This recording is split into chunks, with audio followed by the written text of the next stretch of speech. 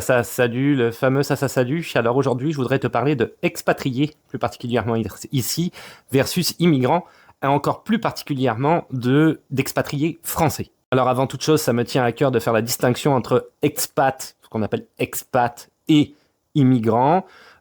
Ici, tu vois, il donne une définition sur Larousse comme quoi c'est quelqu'un qui quitte son pays d'origine pour aller vivre et s'établir dans un pays étranger, ce qui pour moi est plus la définition de l'immigration. Mais un peu plus bas, tu vois, il l'explicite un peu plus clairement. Contrairement à l'immigrant, l'expatrié ou expat est parfois perçu comme une personne dont le séjour est temporaire, souvent envoyé par une entreprise, bien que cette distinction soit subjective. Moi, c'est plus comme ça que je le vois. C'est-à-dire qu'un expat, c'est vraiment, par exemple, l'entreprise Total qui va dire tu vas aller travailler pendant 1 an ou 2 au Canada et ensuite tu reviens, mais tu dépends encore de l'entreprise Total. C'est elle qui voit comment faire pour avoir un logement, inscrire tes enfants à l'école de manière temporaire, puisque ça va durer juste 1 an ou 2 et revenir. Donc, c'est pas vraiment une immigration, c'est une expatriation.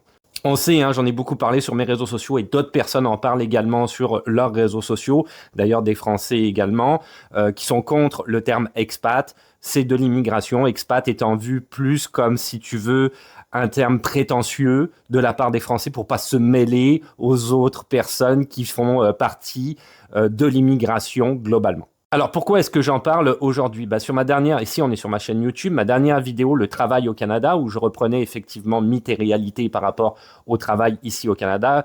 Je t'invite à aller regarder la vidéo si tu es intéressé. Il y a un commentaire que j'ai trouvé quand même relativement pertinent sur ce commentaire-là, donc de Pascal, salut Pascal, qui reprend en fait effectivement les expatriés français, mais véritablement les expatriés, donc ceux qui viennent, qui travaillent pour une entreprise comme je l'ai dit. Eh ben, figure-toi que lui, il m'a donné des chiffres, mais moi, j'ai été les chercher et c'est impossible à trouver, ces chiffres-là. Impossible. D'abord, j'ai juste mis nombre d'expats au Québec sans préciser français nécessairement.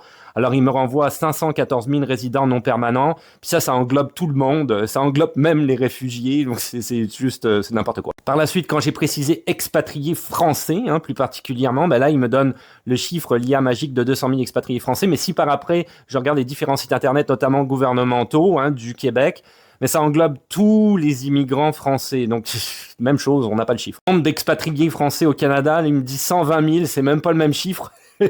Et ça englobe tout, encore une fois. Si je décide d'aller effectivement sur un de ces sites qui m'est proposé en dessous de l'IA, gouvernement du Québec, migration internationale interprovinciale. Et ensuite, on a gain de population attribuable aux résidents non permanents, etc. On n'a rien concernant les expats. Alors par après, tu peux voir les inscriptions consulaires au consulat français, mais même chose, il n'y a pas que les expats qui s'inscrivent au consulat, donc ça ne dit absolument rien. Là-dessus, à plus.